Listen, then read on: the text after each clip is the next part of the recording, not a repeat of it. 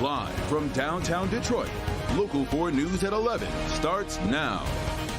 A terrifying drive home. Dozens of cars crushed after hitting ice and smashing into one another. Did you think you were going to die up there? We thought we was going to be dead. Police and rescue crews rushed to the scene, trying to get everyone to safety. All you hear is pow, pow. That's all you hear. Now the hours-long cleanup begins before this roadway will reopen to drivers. Glad you're with us for Local 4 News at 11. It has been accident after accident tonight. We have been warning you about the slick road since 4 o'clock this afternoon, but drivers are still refusing to slow down out there, and the result is costly. Just take a look at all of these social media posts from the Michigan Department of Transportation warning drivers about crashes and closures in all 5 Metro Detroit counties. And now a live look at this major pileup in Wayne County. The ice causing big problems for drivers and rescue crews alike, for that matter. A multi-car wreck happening in Redford Township on the overpass at Telegraph Road and I-96. Could be up to 20 cars involved in this one. That's where Mara McDonald is live right now with the mess. Mara, take us through what happened.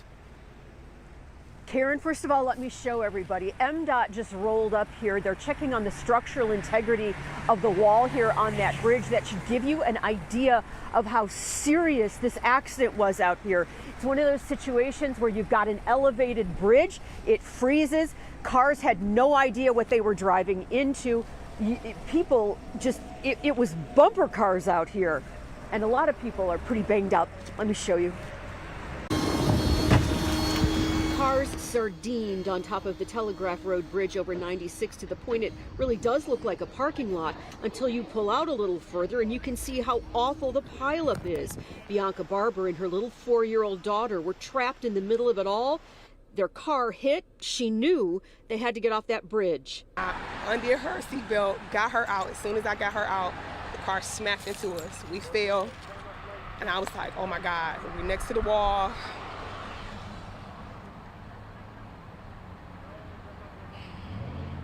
Did you think you were going to die up there?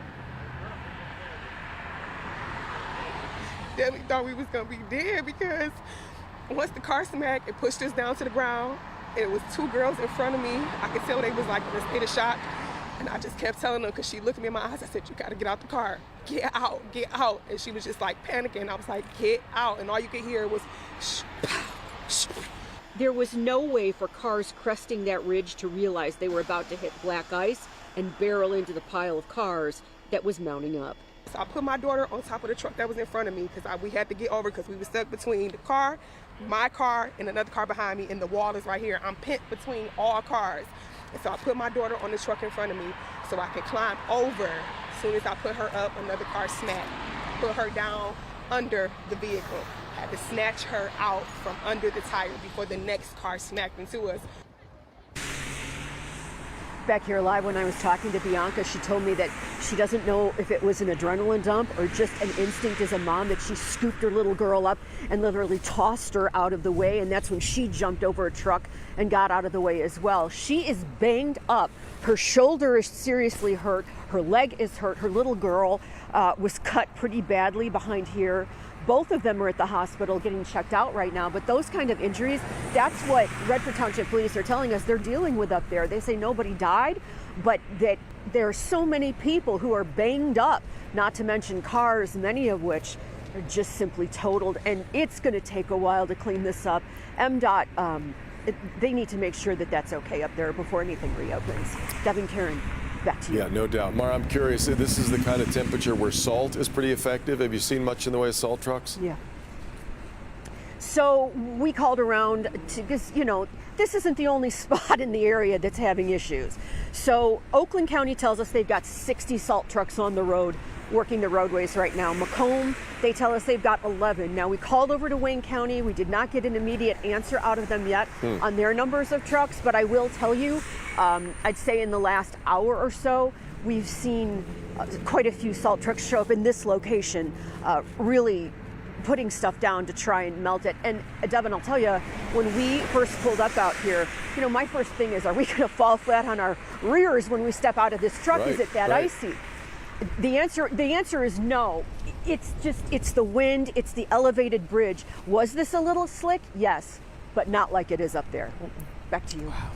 All right, thank you, Mara. And obviously those road conditions make us want to make sure to remind you. Don't forget, our morning show starts 4:30 in the morning. Former police officer Darnell Blackburn will be watching the roads. He'll bring you minute-by-minute updates during the morning commute so you can plan accordingly with our time-saver traffic. But first, Kim Adams, the question, is more ice on the way? Yes, for your morning commute, there could still be some icy roadways, especially the secondary roads. And don't forget about your sidewalks, and your driveways will also be icy as temperatures are just going to continue to drop overnight. Most of the snow is done aside from a few flurries. Temperatures are below freezing everywhere except at City Airport where it's 34, but upper 20s now in Pontiac and also in Howell. Road temperatures, key. We talked about this earlier tonight. Below freezing road temperatures and air temperatures. Here's what happened tonight and why we had the issue. We had temperatures that were right below freezing, and then we got a thin layer of black ice. And a lot of people driving along couldn't see it. They don't realize that it's not wet. It's so thin it looks almost transparent on top of that black pavement. So that's what happened tonight. Now tomorrow, even though it's going to be dry, just be prepared for a slippery morning commute. 33 degrees by 2 o'clock tomorrow is going to be the coldest day of the week. Then it's smooth sailing after that as we see highs getting back well above normal. In fact, by Christmas Eve and Christmas Day, looks like temperatures will be in the upper 40s, and I don't have to tell you what that means for a white Christmas. We'll talk more about the black ice and more about your 7-day forecast, but best thing to do tomorrow morning is to make sure you have that Forewarn weather app handy. It's easy to download. Just go to your favorite app store and type in WDIV. It will give you pinpoint accuracy for your neighborhood. So best to download that tonight so you have it for the morning commute. Yeah. All right, Kim. Well, what does excitement over the Lions look like these days? Well, it's pretty easy. Take a look for yourself.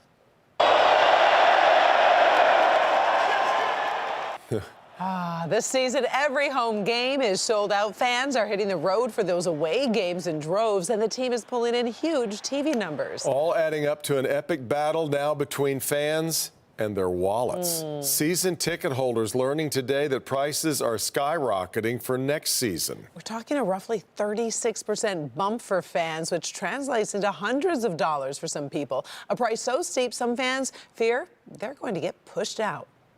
It'll ease the sting if they go to the playoffs for 3 out of the next 5 years, 5 out of the next 7. But for 1 year to decide we're going to raise the prices up 68%, ridiculous. Too much.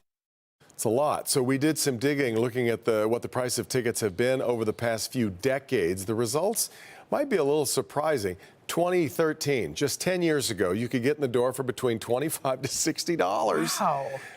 Tickets for the season's most expensive home game of the year against the New York Giants topped out at $248 that year. 10 years before that, in 2003, lower bowl tickets at Ford Field were $55.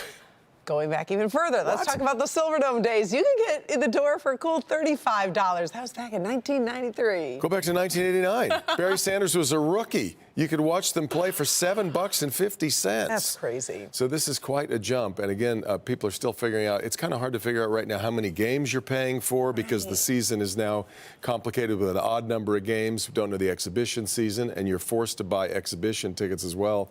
But this was hard. But this was a wake up for a lot of folks that got the emails today. I know, and a lot of people were talking because they're like, I don't know if we can do this. They're asking a lot of people to jump in on the. Let's all join together and buy the tickets. And some of these people are folks who kept their season tickets when the Lions were 0-16. I know. So it's tough. Yep.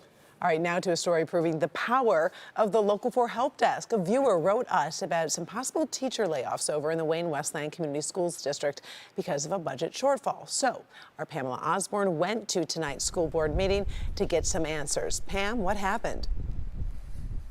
Well, there was a vote to the vote to approve those layoffs, I should say, did not happen here tonight. There were plenty of teachers, students, staff members who came before the board to express their concerns about how the district ended up in this situation to begin with. And then, of course, the superintendent's plan to address some of that budget shortfall by layoffs. School school board members, you have the right to stop this immediately and institute changes that can protect the community and the school district that you love. Teachers, along with current and former school staff, let the Wayne Westland Community School Board have it Monday night. And if you aren't interested in transparency, then please just stop lying to our faces and just tell us that you don't care about your students, staff, and community. Thank you.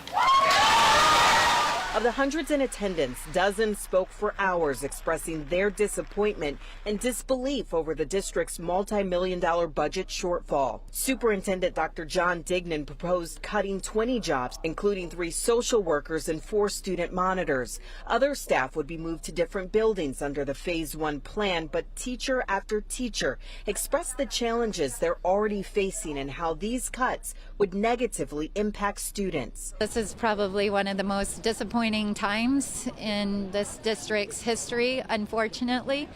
But I think on a positive note, the community and the employees are standing strong. They took turns petitioning for those who had already received pink slips. I'm begging you guys. I'm begging you for these guys. I got 31 and a half years in it. It don't matter to me. But you know what? These guys matter. These are real people.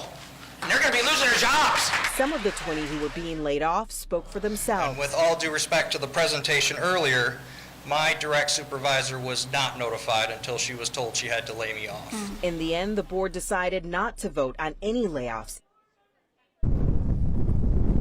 And that is at least for now. So basically, this was pretty confusing, especially for the people directly impacted by this. After the board voted to push this off until January, their next board meeting, a woman who got a pink slip stood up and said, hey, well, what does that mean for me? Does it mean that I have a job? Do I return to work when the winter semester starts? The answer was yes. But of course, as you can see, there are a lot of things to figure out. One of the reasons why the board did not want to vote tonight is because they didn't have an understanding of what happens after this Phase 1 of layoff. There's still a lot out there that the board has yet to figure out going forward. Reporting live tonight in Westland, I'm Pamela Osborne, Local 4. Such an important issue to report on, affecting so many families. We appreciate it. Thank you, Pam. By the way, we only can cover these stories when we know about them, and that's what happens when viewers like you send us tips and information through our help desk.